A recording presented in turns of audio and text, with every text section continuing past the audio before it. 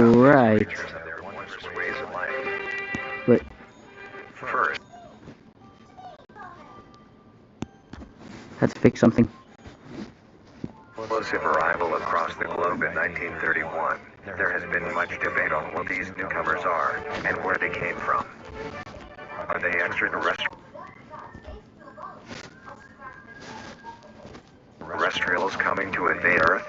Or are they demons who come from hell to purge humanity? From what our scientists have discovered, no. The origins of these creatures are solely to Earth, miraculously out of nowhere. We don't know why or how, but one thing is for certain, Earth is now their home. What these creatures are is mysterious and still not well known today. But here's what we do know. These creatures are comprised mainly of muscle tissue, organs, and bones. They greatly resemble animals with no skin, or store-bought meat. Because of these characteristics, they have been named accordingly as So, vita who's carnis. watching my story? The carnis species consume decaying, organic matter, but their main diet is composed of raw meat, not including their carnis relatives. The carnis only appear in places where there is an abundance of crawl, which leads to the first creature of the carnis species, the crawl. The crawl is a growth of meaty tendrils that closely resemble the small intestine, the only difference being the dark red coloration. These tendrils grow in a similar pattern as vines, mold, or fungi. A primary stem structure is the host to divisions of other, smaller branches. And each tendril contains a variety of veins, arteries, and other similar organs used to transport nutrients absorbed from its surroundings. The ends of these tendrils are equipped with organelles used to absorb water and organic matter necessary for growth. The source of these organic materials is mainly found in dirt and soil on surrounding surfaces. Using its root-like tendrils, it absorbs the material and processes it into usable energy. Although, the crawl also obtains energy through another means. Using a sophisticated form of photosynthesis, the dark pigmentation of the smaller branches is ideal for absorbing sunlight, and therefore allowing solar energy to fuel the Why am I crawl's even growth. still need this? Because of its efficiency, it thrives in almost all types of environments, easily allowing it to spread across the world, and can be found pretty much anywhere. Its recent inclusion in the ecosystem has caused many major changes in nature's balance. One may assume that the crawl's presence may outcompete any other competitors, but due to its unique life cycle, where old branches fall off and decay into nutrient-rich compost, all forms of life seemingly flourish instead. The crawl's abundance grants plenty of nourishment to all animals, from plants feeding on the decayed crawl, herbivores thriving on increased plant population, and carnivores feeding on both the abundant prey, and are able to eat the crawl as well.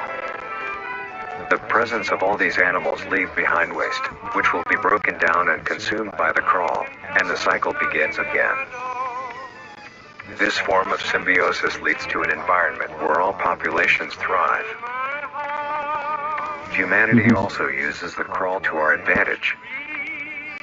Because of the supernatural rate of growth, its richness in nutrients, it has been sustainably cultivated into domestic farms. The crawl is harvested and processed into fertilizer, which greatly increases crop yield and quality. The crawl may also be used as a food source for humans, and reliably so. But due to its unkindly appearance and taste, it has yet to reach cuisine standards. The crawl also plays a very important role in the next creatures that we have been studying. Sometimes, in a crawl-populated environment, a node of meat may develop on one of the branches. This node will fall off and grow into a functioning organism, and go to live on as an independent animal. This leads us to the upcoming species that we will be discussing. The first of these creatures are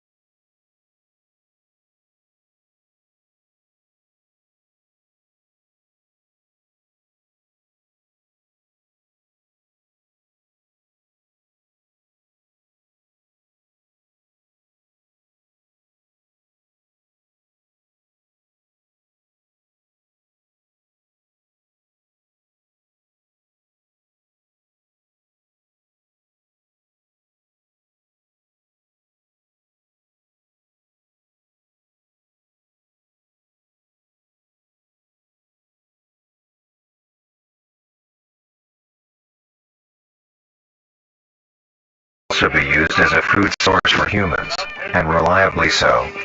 But due to its unkindly appearance and taste, it has yet to reach cuisine standards. The crow also plays a very important role in the next creatures that we have been studying. Sometimes, in a crow-populated environment, a node of meat may develop on one of the branches.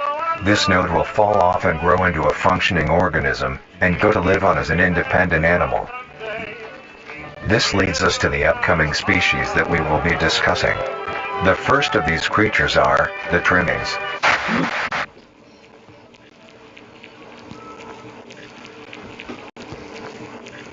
Yo, Seber.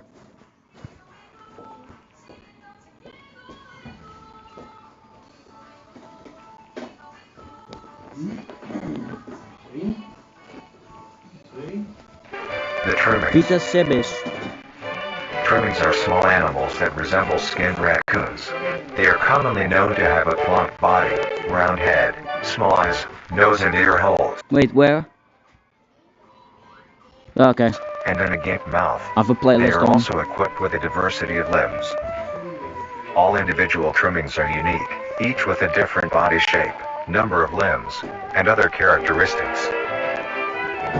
One thing they all share in common is that they are made mostly of meat tissue, and are a maximum of 20 centimeters in length, no larger than a basketball. Its life starts with its separation from the crawl. It will wonder to find anything that is edible and able to consume. Although it is an omnivore, being able to hunt meat and forage for plant matter, trimmings are almost entirely scavengers. Their diet consists of rotting plants and meat, including, but not limited to, fruits, vegetables, roots, seeds, insects, and deceased animals. Although its appearance is unsightly, it is a cowardly creature, only fleeing, screeching, and hiding when threatened. Because of its lack of defensive traits, It doesn't lies near the seem bottom that of the food dangerous. chain, making it easily overpowered and picked off very regularly by predators. Naturally, its population would eventually die out. This is not the case. The Okay. crawl constantly produces a large quantity of trimming nodes, keeping up their numbers. Naturally, trimmings can be found wherever there is abundant crawl. It seems pretty Trimmings nice. grow at a decent pace, reaching maturity at around 7 months, having a maximum lifespan of 2 to 4 years. Although they are plentiful, humanity has no proper way to implement trimmings into society.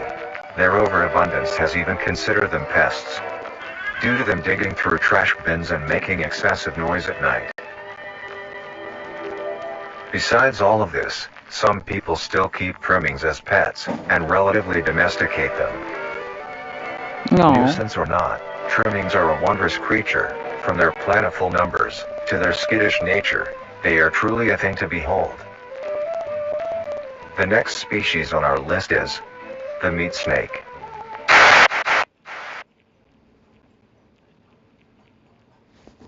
Alright, what about this one? Van groeien naar veilig groeien. Van overal werken naar veilig What overal about this werken. creature? Van ondernemen naar veilig ondernemen. Stap over naar veilig van Vodafone Business. Up-to-date cyberveiligheid voor iedere business.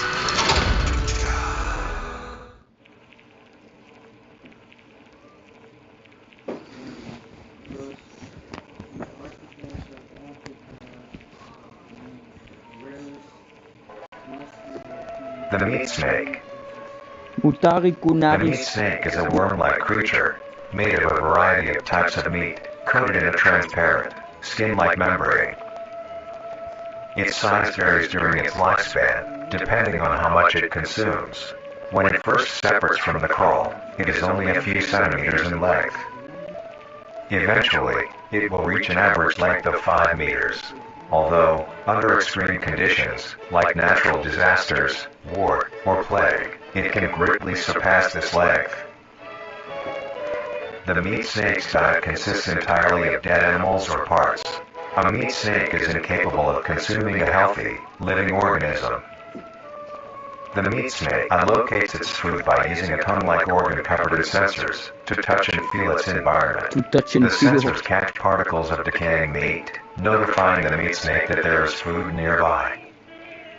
This process shares many similarities to regular snakes, hence the meat snake's name.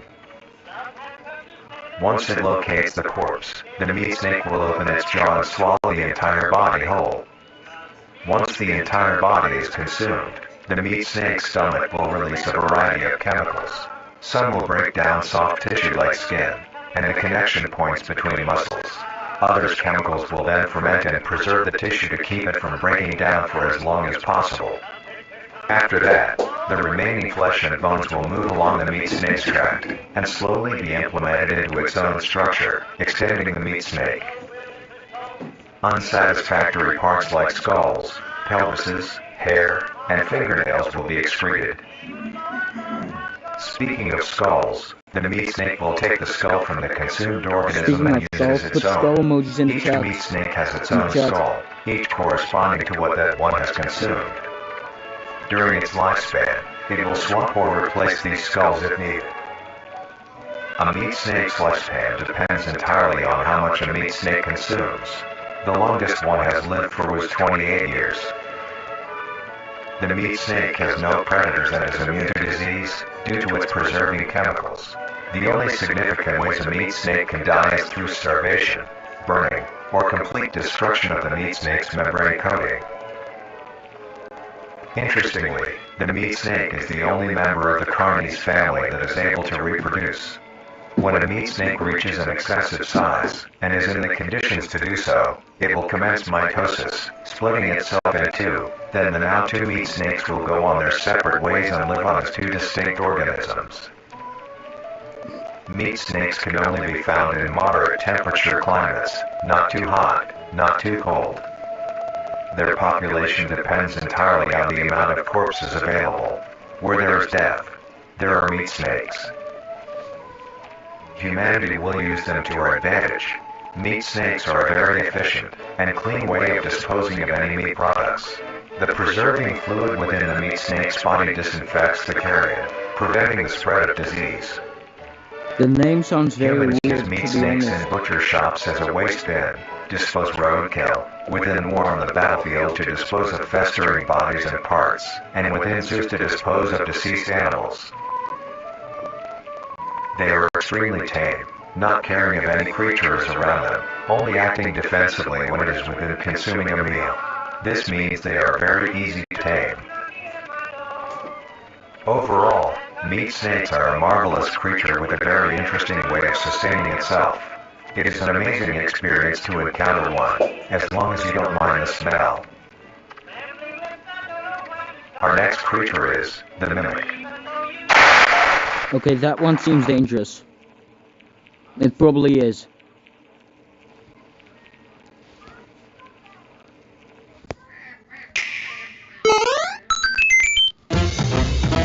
Stap de baan op met Mario.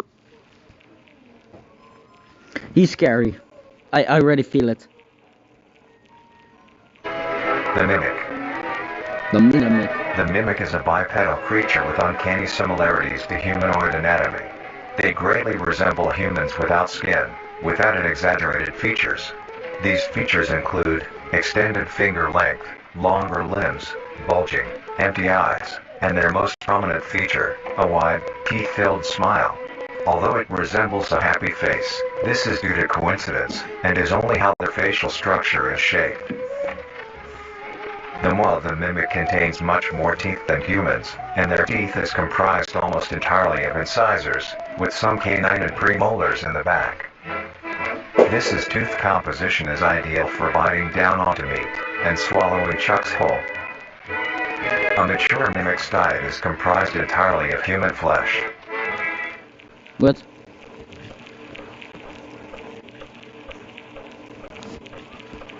What?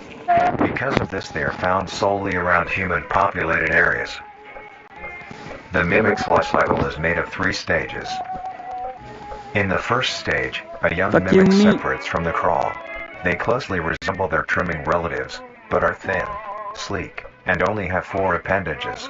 In this stage, the young mimic will hunt small animals, moving on to larger and larger as they grow. Once large enough, it will begin metamorphosis into the next stage of life. Once fully transformed, it will resemble the description mentioned in the beginning. Its hunting style changes and becomes much more complicated. It now stalks and feeds only on humans. It will locate human-populated area and begin its search for an easy target. To blend in, it may use objects to conceal itself. These include clothing, mannequins, and furniture. Once a target has been found, the mimic will observe its prey and learn its routine and when it is most vulnerable. This is typically when the human is asleep at night. Once the prey is within position, the mimic will advance silently until it is close enough. The mimic will then execute and immediately begin consumption.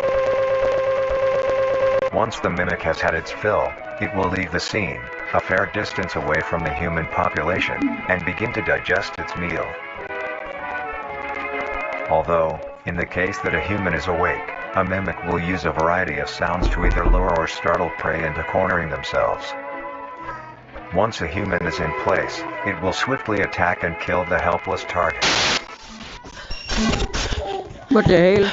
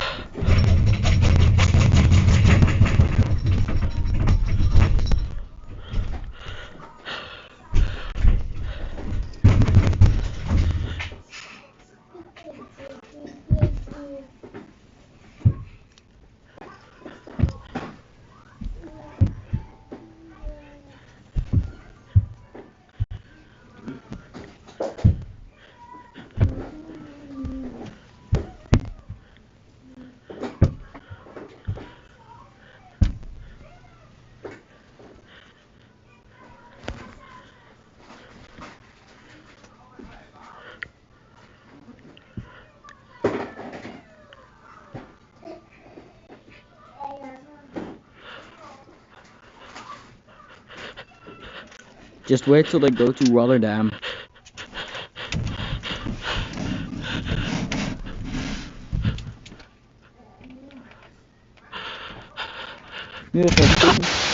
Jesus Christ. The next stage of the mimic's life cycle has 2 potential morphs it may develop into. If a mimic has a consistent supply of food, it will develop more human-like features. It will grow skin, hair, and by the end will look nearly identical to a human being. It now can blend entirely into civilization, and lure other humans more effectively. The second type of morph happens when a mimic receives an overabundance of food. It will grow into a larger, more evolved hunter. Its proportions will increase in length, and its humanoid features will fade away. It grows a thick, dark coating of a flexible skin, which is highly durable, and increases in strength the more the elder mimic consumes. This excludes the face, which is now coated in a pale pink skin. The mimic's teeth have also moved deeper into the mimic's throat, leaving its mouth a toothless grin. It uses the dark hue of its skin to hide seamlessly within a dark environment. Its skills have also been heightened. This makes an elder mimic one of the most efficient predators on the planet.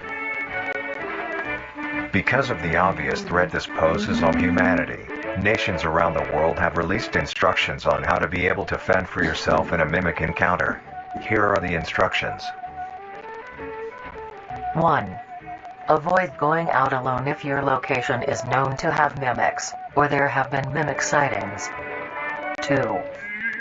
If you encounter a stationary mimic, seemingly unfazed by your presence, quietly leave the location and alert your local authorities. 3.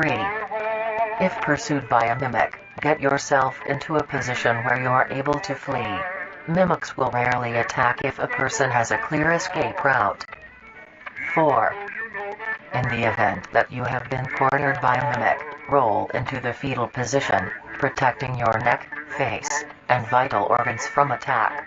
Make as much noise as you can to alert any other people. 5. If you have a weapon, do not use it. A mimic is fairly resilient, and any strikes or shots on a mimic is not effective enough to bring it down in time. Instead, use it as a barrier between you and the mimic to block any attacks. 6. In a situation where a mimic is hunting in the immediate area, and is not aware of your position, hide somewhere low, like under a bed or behind other furniture. A mimic will not linger too long to search for prey, and will move on. Be safe, and avoid any encounters with a mimic at all costs.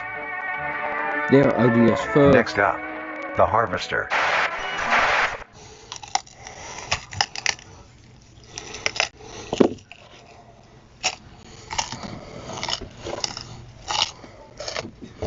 Is that bones being crunched?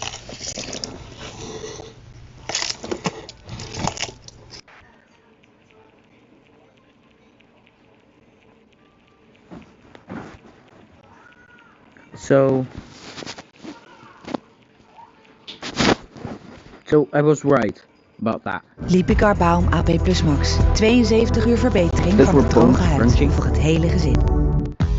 Asana helpt je om met elk team aan elk project te werken. Probeer het Nou. gratis.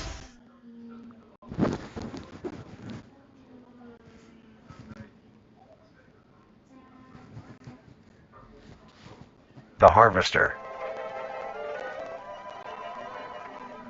The harvester is a large, bulbous mass, with a large amount of tendrils spreading from the base.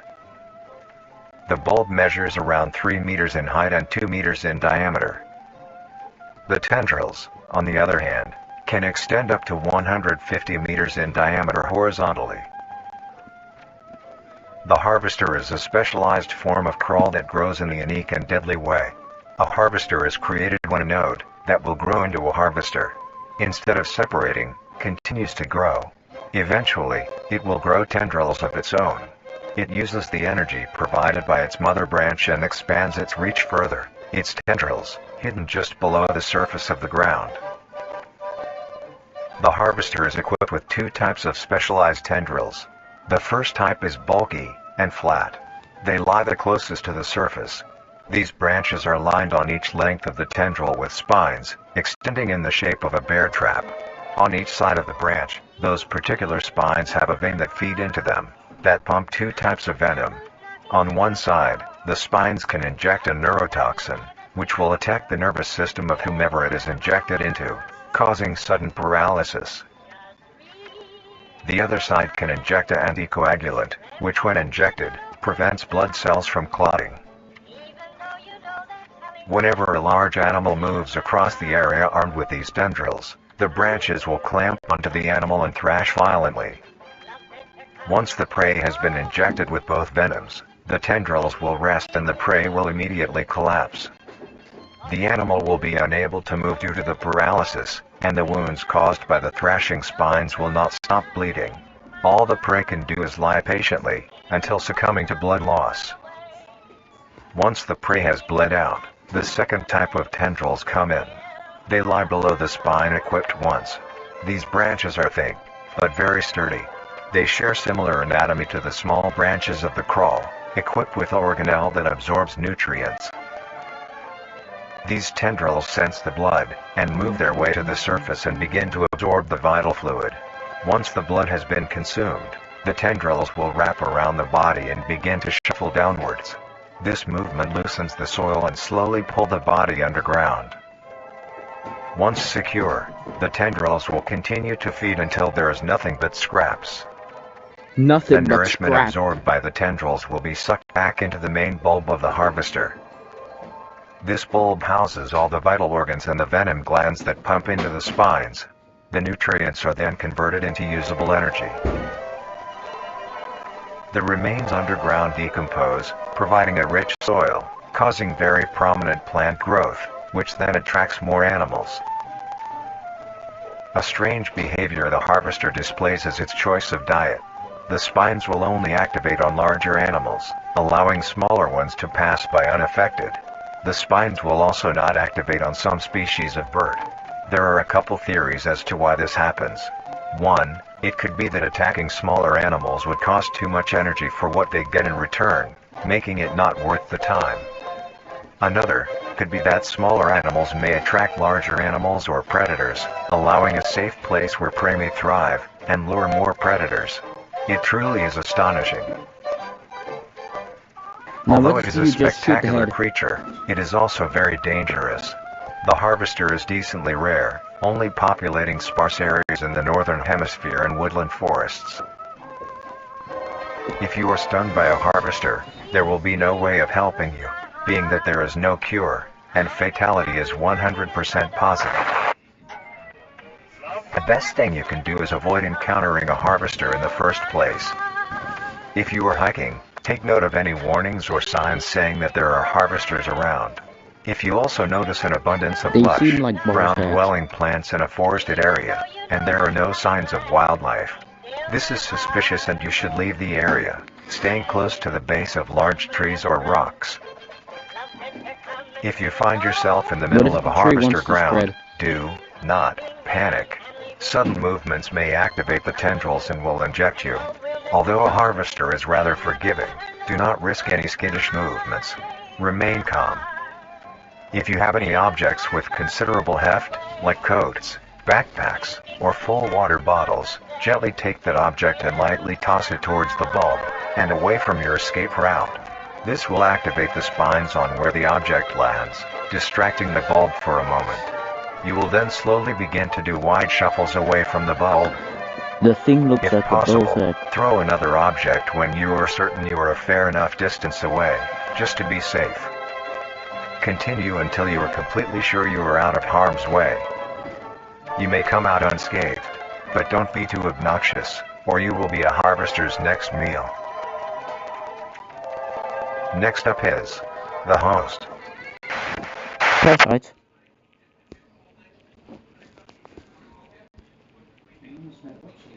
Parasite. Dat bueno moment, waarbij de rest kan wachten.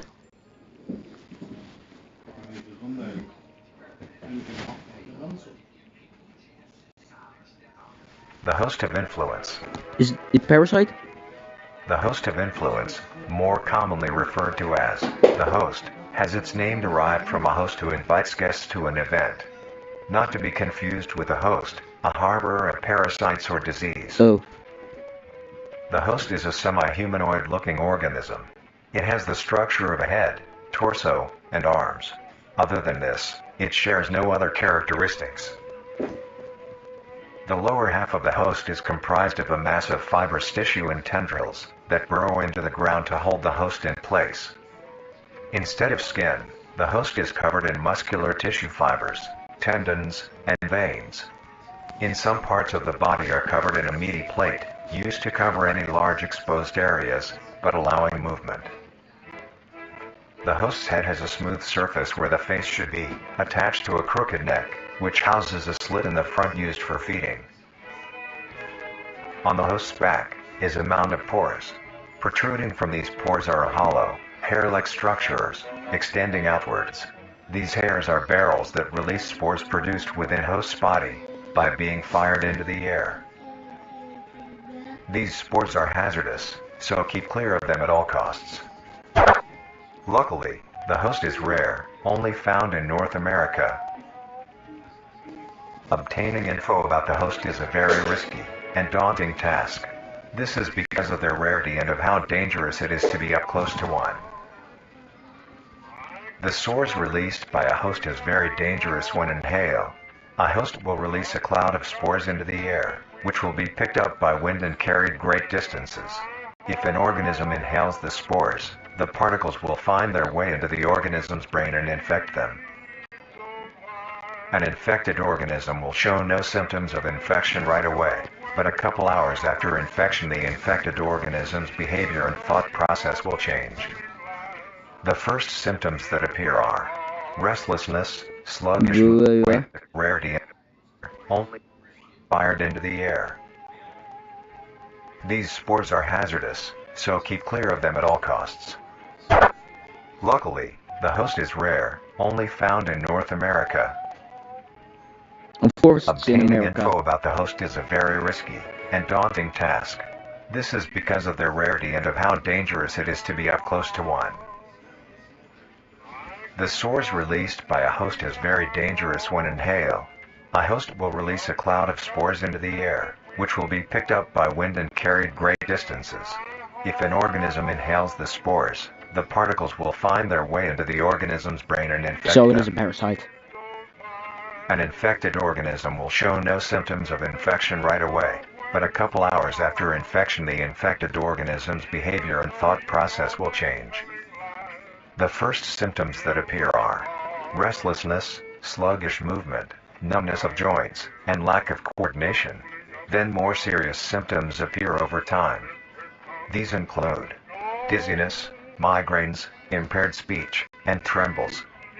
If you, or someone you know show these symptoms, contact poison control or emergency services. After a total of 6 to 7 hours after infection, 6 to 7 hours, the of organism course. will cease all activities they were previously doing and begin to walk. The direction the infected will walk is towards the host whose spores have been inhaled by the infected individual.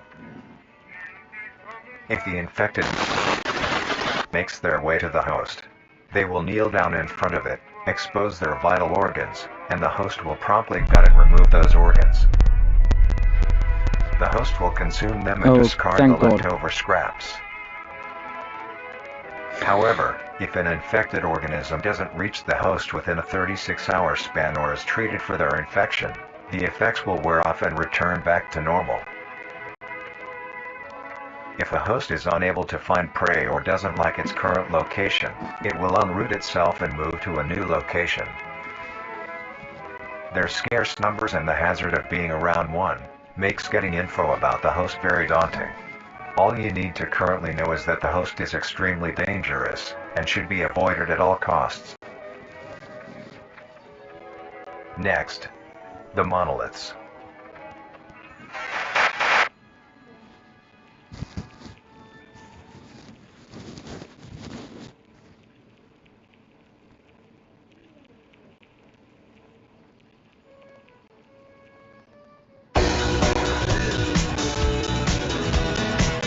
Je batterij is altijd leeg als het niet uitkomt.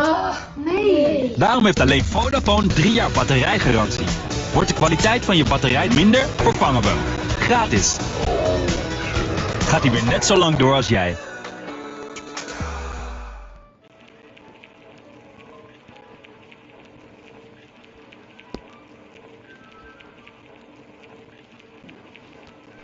The monoliths. The monolith is a very new creature, only showing up in June of 1972, in the area of. There are only 7 monoliths, all of them located in They a look circular like- position, they look like a 1.5 loaf of oil, kilometers in not diameter. This ring of monoliths surrounds. The monolith is a Titanic-sized being, measuring roughly 120 meters in height. Each monolith has 2 trunk legs that are firmly embedded underground. The legs connect to a torso. The creature itself is made of hundreds of thousands of meaty strands, tightly woven together to form the structure. These strands end at the neck, fusing into a solid mass of hardened flesh in the shape of an upside-down triangle, with a hole in its center. On each side of the monolith where arms would be, there are dozens of long, rope-like appendages. These reach just barely to the ground. At the creature's feet, the strands go deep into the earth and extend horizontally a decent distance away. What the monoliths do is simply stand and do nothing. The only activity documented that the monoliths have done was in. During this period, they were extremely aggressive. When the group of were making their way to the city, the monolith that they had passes roared a deep bellow and swung its appendages at the team, completely wiping them out. When military vehicles were dispatched, once they got close enough to top the monolith, it roared another call, this time releasing an EMP blast, completely knocking the vehicles out in the vicinity. Damn. Finally, long-distance rockets were fired and struck the creature.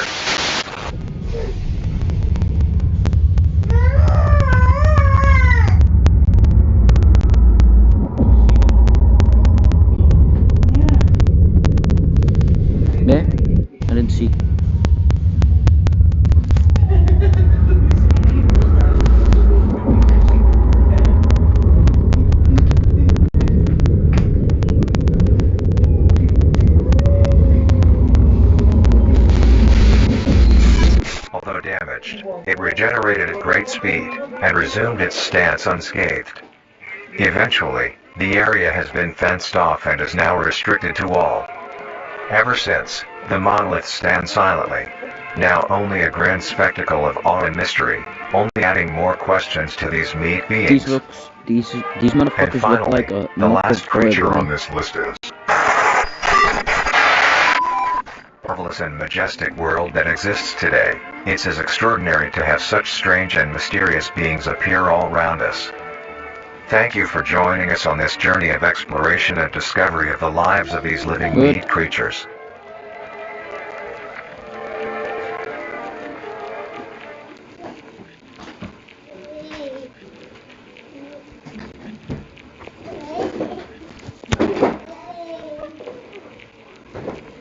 De meeste mensen weten niet dat je bij Squarespace ook een domein kunt krijgen. Niet alleen een website. Maar jij bent niet zoals zij. Want jij...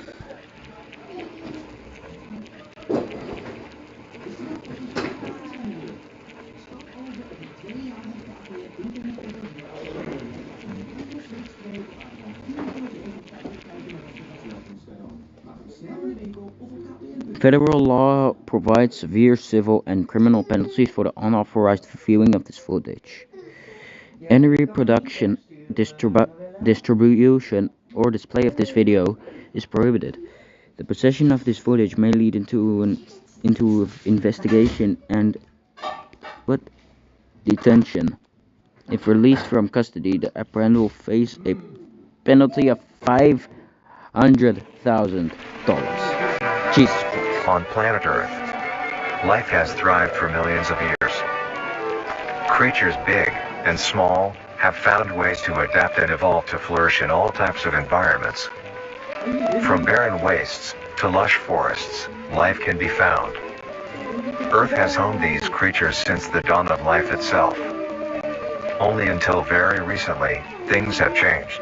New life forms have appeared all around the globe and completely changing the balance of nature and what we know about evolution itself.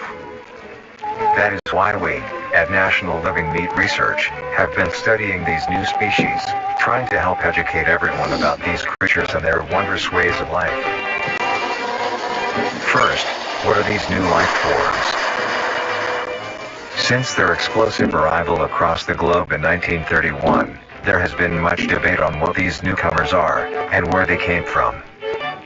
Are they extraterrestrials coming to invade Earth? Or are they demons who come from hell to purge humanity? From what our scientists have discovered, no. The origins of these creatures are solely to Earth, miraculously out of nowhere. We don't know why or how, but one thing is for certain, Earth is now their home. What these creatures are is mysterious and still not well known today. But here is what we do know. These creatures are comprised mainly of muscle tissue, organs, and bones. They greatly resemble animals with no skin, or store-bought meat. Because of these characteristics, they have been named accordingly as vita carnis. The carnis species consume decaying, organic matter, but their main diet is composed of raw meat, not including their carnis relatives. The carnis only appear in places where there is an abundance of crawl, which leads to the first creature of the carnis species, the crawl.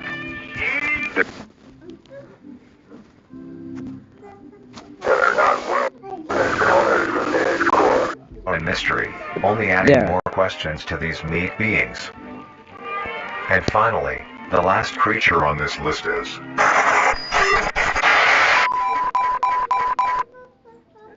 the singularity is an orb comprised of a dark-colored mineral with hints of luminous colors within its core. The singularity is estimated to be 1 meter in diameter. The orb has several unique qualities that are not well understood. The singularity typically can be found suspended in air by an unseen force. There are also a variety of readings that have been done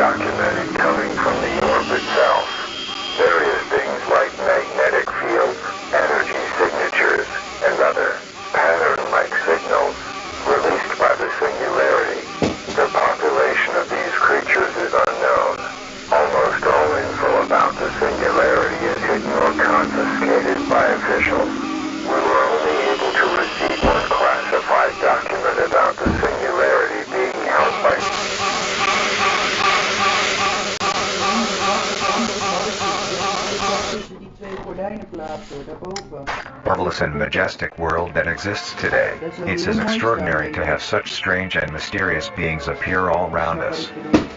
Thank you for joining us on this journey of exploration and discovery of the lives of these living meat creatures. Nee, maar wel door die ringetjes. En dan staan die twee gordijnen weer aan elkaar vast. Laat wel zien wat ik bedoel.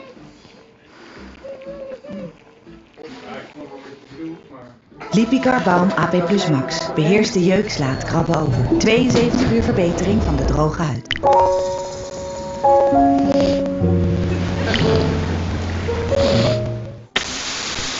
This could be the greatest discovery of the age.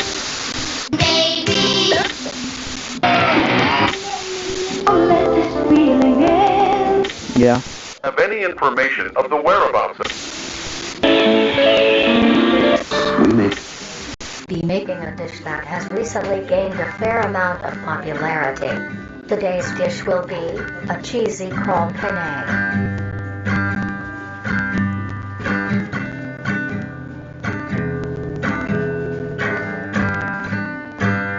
To start off, these will be the ingredients you will need. 3 cups of penne pasta. Roughly 3 cups worth of fresh crawl. Try to get a variety of sizes when you buy yours, or when you harvest them yourself. 1 cup of cheese. Half a cup of green onion. 1 teaspoon of salt. 2 tablespoons of Cajun spice. 2 tablespoons of parsley. 1 tablespoon of dill. 1 tablespoon of garlic. A pinch of pepper. And finally, the most crucial ingredient, Nutrier Company's newly released Flavor Enhancer. To bring out the richness of flavors within each and every meal. First, get a medium-sized pot and fill half This of will it be the with last water. video that I'll be streaming.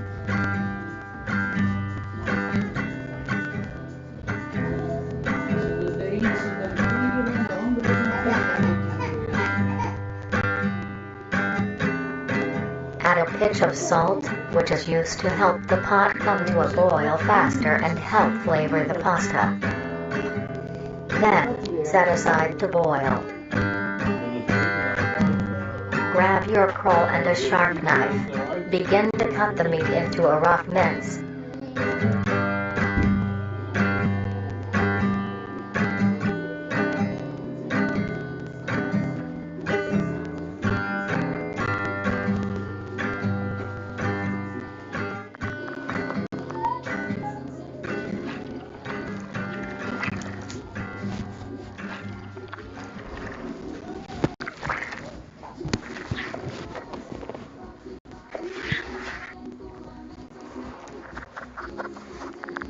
Crawl is soft on the outside, but the interior has a surprising sturdiness.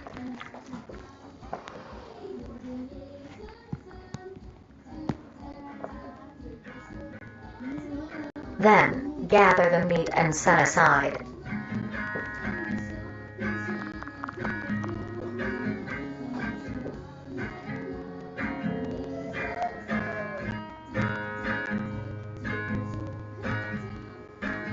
Mince the green onion into rough segments.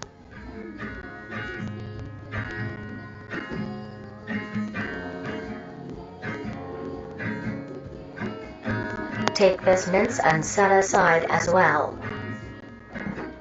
Next, grab your skillet and preheat with along some oil.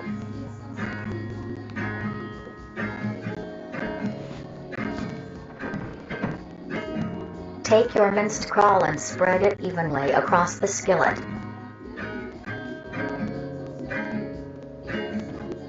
Stir occasionally until crisp and brown.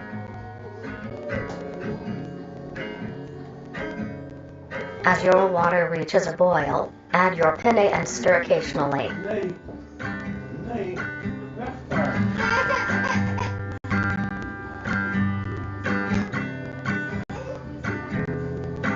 Cook until soft. At this time, Your crawl will be brown and crisp. Add your minced green onion and then the spices.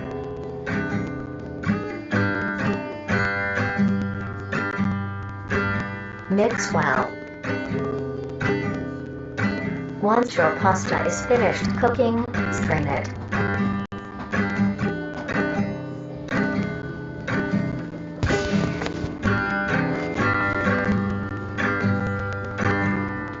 Lay your cooked penne evenly into your dish.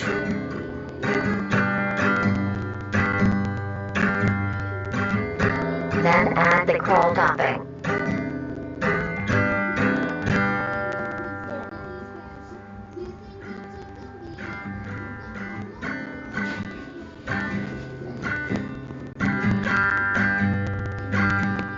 Sprinkle a generous amount of cheese along the still warm crawl for it to melt.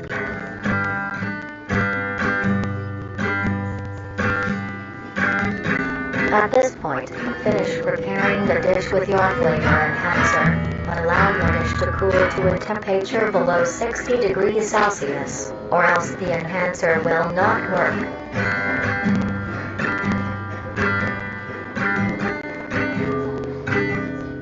And now, you may serve and enjoy.